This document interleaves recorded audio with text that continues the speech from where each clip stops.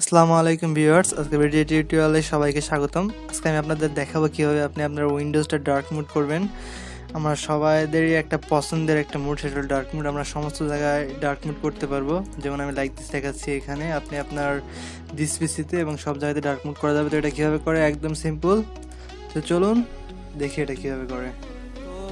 Dark mode করার জন্য আপনাদের ফার্স্টে যে কাজটা করতে হবে সেটা হলো আপনাদের উইন্ডোজটা আপডেট হতে হবে। অবশ্যই উইন্ডোজ 10 1709 পরে যে ভার্সনগুলো আছে সেগুলোতে আপনি ডার্ক মোড এনেবল করতে পারবেন, বাই ডিফল্টভাবে সেটিংস করা আছে।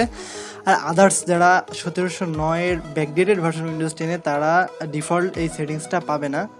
তো যাদের আপডেট আছে তারা কীভাবে করবে সেটা আমি আজকে দেখাই দিচ্ছি। তো ডিসপ্লের উপর রাইট বাটন ক্লিক করে আপনারা প্রফেশনালাইজে যাবেন। প্রফেশনালাইজে যাওয়ার পরে থিমসে যাবেন। থিমসে যাওয়ার পরে কালার দেখুন, আমার কিন্তু এখন ডার্ক মোড নেই। তো নিচের দিকে যাওয়ার পরে এখানে choose your default app mode, এখানে ডার্ক মোড করে দিলে এই যে সম্পূর্ণ ডার্ক হয়ে গেছে। এখন আপনি যেখানেই যাবেন সেখানেই অবশ্যই ডার্ক দেখাবে, যে সব জায়গাতে ডার্ক। তো ব্রাউজারও যদি আপনি ডার্ক করতে চান তাহলে আপনি যে কাজটা করবেন, মাইক্রোসফট এজ ওপেন করতেছি আমি।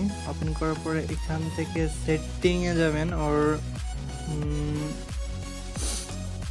সেটিংস কই, এই যে নিচের দিকে সেটিংস থেকে এখানে থিম আছে ডার্ক, এখান থেকে অলরেডি আমার ডার্ক করা আছে, আপনাদের লাইট করা থাকবে। এখান থেকে জাস্ট এটা ডার্ক করে দেবেন, তাহলে এটা ডার্ক হয়ে যাবে।